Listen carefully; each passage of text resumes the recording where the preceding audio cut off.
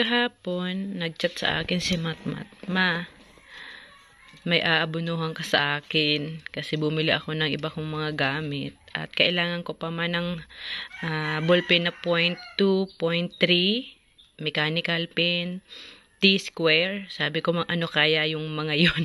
Kaya yung ginawa ko naman ay sinearch ko sa Google para malaman ko kung anong mga itsura nun. At eto, nakahanap naman na ako. Mali lang yung mechanical pen na nabili ko. Ayan, ito yung 0.3.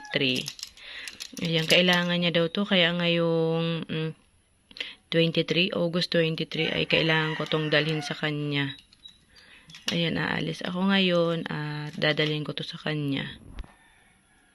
Eto, dalawa yung binili ko ng 0.3. Ayan, yung price pala ng mga ganitong ballpen ay depende sa brand. Ayan, medyo mahal itong yung itong isa. Yung GTX ang tatak. Tama. Ito naman yung 0.2. Ang dami lang kung kailangan na ballpen. Ito, sabi ng binilahan ko kasi tatlo yung tindahan na hinanapan ko dito sa Goa. Kasi dito sa amin sa Lagunoy wala. Doon sa Goa yung tatlong mga tindahan ng school supply talaga yung binilahan ko. Ito daw sabi niya mechanical pen pero hindi naman daw. Sabi ni Matmat, mali. Pero ito yung mechanical pencil.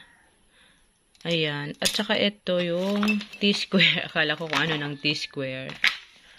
Ayan, yung T-square. Ayan, ganyan.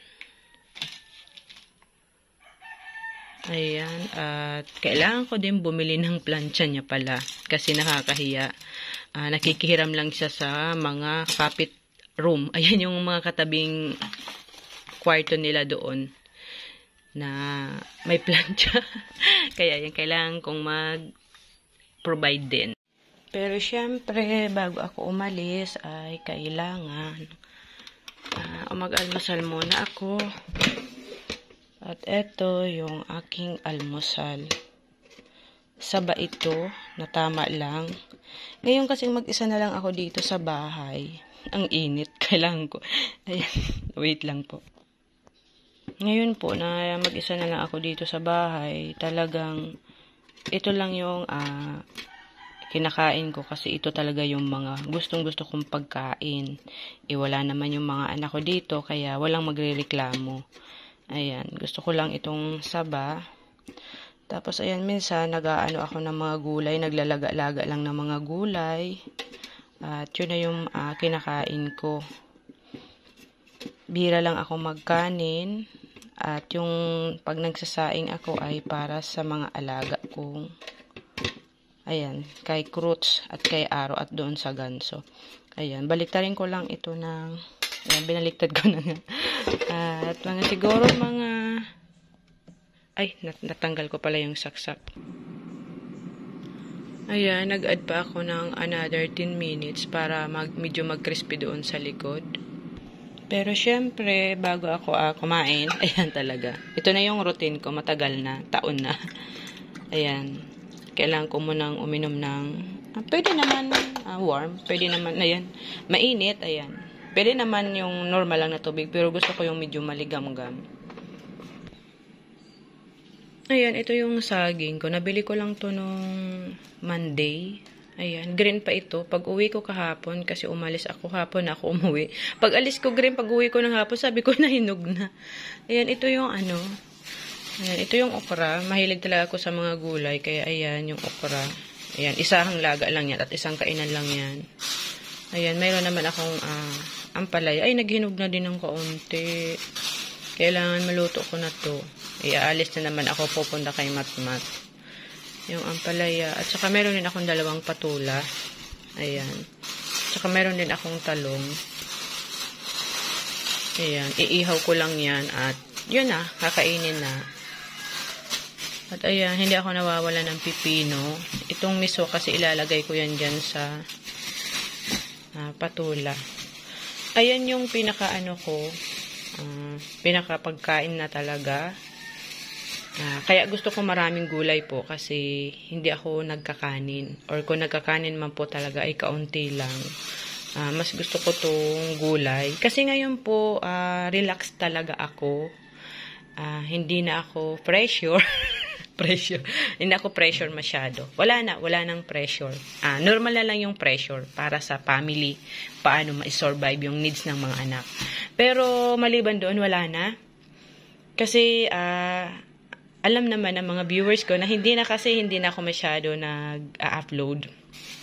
Dati, pressure ako, pumupunta sa ibang lugar, iniisip ko yung, ano kaya, may magpapapasok kaya sa akin sa gate, ano kaya yung makakatukan ko, mabait kaya, ipapablog niya kaya yung kanyang garden, makakablog kaya ako ng marami, para hindi sayang yung oras at yung gasolina, masyado po akong pressure. Pero ngayon, very chill, very relax na, kasi syempre yung routine ko, pagka umaga, ayan, bibisita sa garden, at pag madumi na, ayan, syempre po, as usual, maglilinis.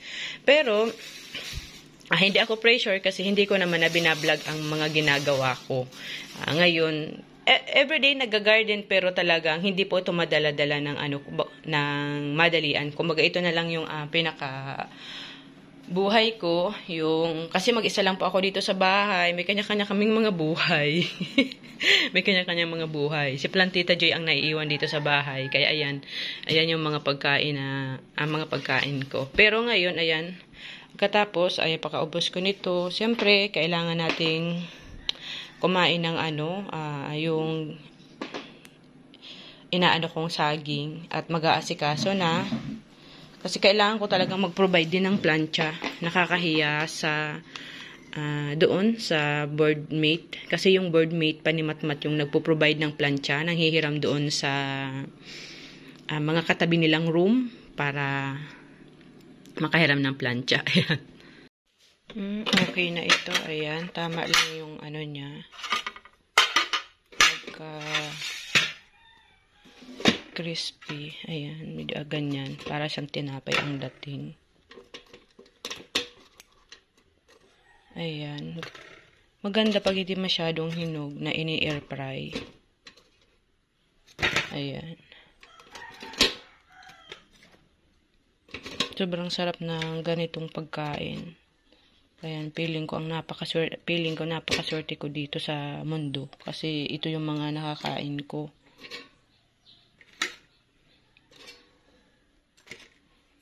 Ayan, tapos mamaya aalis na si Plantita Joy. Puntahan ko si Matmat at para makabili pa ng iba niyang kailangan. Ayan na po, ang gano'n na yung texture. Ayan. Kaysa anuhin mo pa yung iprito, yung gawin mong banana Q, mag-oil pa. Magmamantika pa siya, kaya mas maigi na, ayan, medyo lang, i-air fry lang para walang mantika. Ayan, walang oil. Di mas okay kainin. At eto nga po, nandito ako sa aming bayan at para nga po mamili. Ayan, mamili ng plancha. Parang ang dami naman pag mamili. Ayan. Bumili ng plancha kasi isa lang naman yung bibilhin ko. At ayan, bali na wala na pala dito sa dating pwesto itong mga plancha dito. Ayan, kaya hindi ko mahanap-hanap. Naiba na ng posisyon. Dati kasi parang nandyan lang yan sa mga katabi na yan ng ibang appliances. At eto nga, inikot-ikot ko at hinanap ko naman dito. At dito na pala siya sa kabila nakalagay itong mga plancha. Bali, ayan yung tatlong brand ng plancha. At ito kasing dalawa, wala kasi itong tag price. Kaya tinitingnan ko na maigi, paikot sa karton kasi hinahanap ko talaga yung tag price niya para malaman ko kung magkakano. Pero itong isang brand ay meron na talaga siyang nakalagay na presyo. Kaya, bali, itong dalawa ang wala. Kaya, siyempre po, bago tayo bumili, ayan, alamin ko muna yung price ng dalawang katabi na ito. Bali, kasi tatlo man lang na magkakatabi ito dito eh. Kulang naman yung mga brand dito sa amin. Mas kumpleto at marami pag, ayan, nasa Naga. Pero pag dito sa amin, ayan lang. At eto nga, tumitingin-tingin ako kung mayroon akong pwedeng matanungan dito ng mga naka ano dito na mga sales lady ba tawag dyan. Ayan, yung mga ano, yung nagbabantay. Ayan.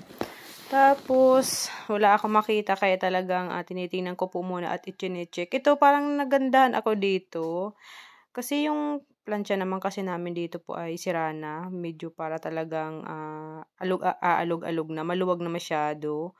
Kaya medyo nakakahiya nang ipadala kay Matmat. At eto, tinatry niya na ito. At yung price pala nung ano, yung isa ay nasa 545.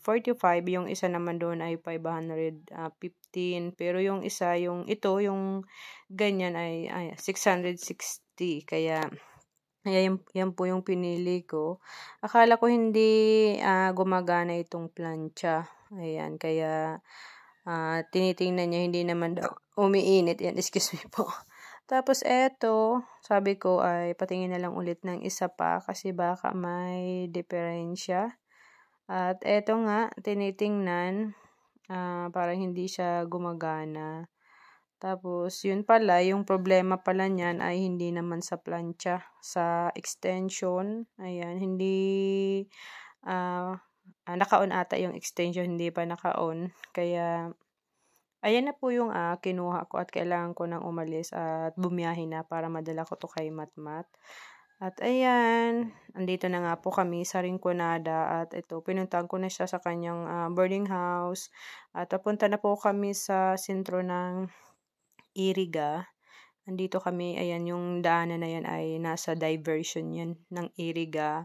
Konektado pa sa Nabwa, ayan, Nabwa diversion, konektado sa Iriga. At eto, ayan, maluwag yung kalsada yan, ayan, papasok na sa Iriga. At eto, nasa Iriga na ito. Ayan, Iriga na yan, ayan, yung proper ng Iriga. Ang ganda naman ng Iriga kasi kumpleto na rin naman dito sa mabibilhan. At parang hawig na rin ito sa Naga City. Kasi ayan, Iriga City, parehas na sila mga city.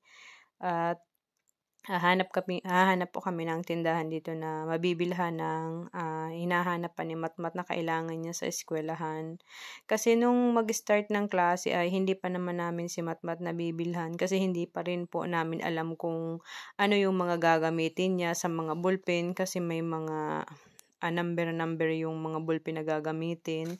Kaya ngayon, ayan, naghahabol-habol ng ibang mga gamit na kakailanganin po talaga sa pagpasok niya araw-araw.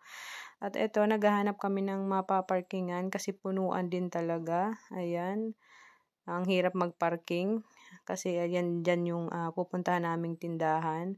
At ayan, nakahanap na din at pupunta na po kami dito sa tindahan na ito. Ayan, dito po, bali ito yung tindahan na sa sentro ng Iriga. At nakahanap na nga siya ng tawag nito, itong malaking notebook. At naghahanap pa siya ng ano pa ba yung hinahanap dito ni Matmat? Nakalimutan ko pa yung hinahanap niya. Ayan. Anong kayang tawag dito? Nasa dulo ng dila ko. Index. Ayan, index card. Ayan, hinahanap niya yung 1/8 lang. Pero itong nakuha niya ay 1/2. Pero ayan, tama yung ano ko. Sabi ko baka ito sa may katabi yung 1/8. At yun naman po talaga, ayan, hindi niya pa nahanap. Nauna lang yung voice over. Ito yung mahirap, pero ayan, carry naman. Ayan, ito yung 1/8. Tapos ayan, kailangan na naming bumayad at ihatid siya kasi mayroon pa siyang klase mga 2:00 online. At least ngayon, nabili ko na yung kailangan niya, yung T-square at yung mga ballpen niya na 0.3.2. Ayan, mali lang yung mechanical pen. Wala akong mahanap. Siguro sa bookstore sa Naga City ay mayroon. Kaya kailangan ko ng bayaran at maihatid ko na rin siya sa boarding house at makauwi na rin ako. Ayan. Thank you so much mga plantita sa pagsama niyo po dito sa episode na to. Sa buhay nanay. Sa buhay, ayan, mag-isa sa bahay. Ayan yung routine ko na iba yung routine ko ngayon. Thank you so much sa lahat ng subscribers, sa lahat mo ng mga nadagdag, and then sa mga nagko-comment, nagla-like, and nag-share. Thank you so much po and God bless you all.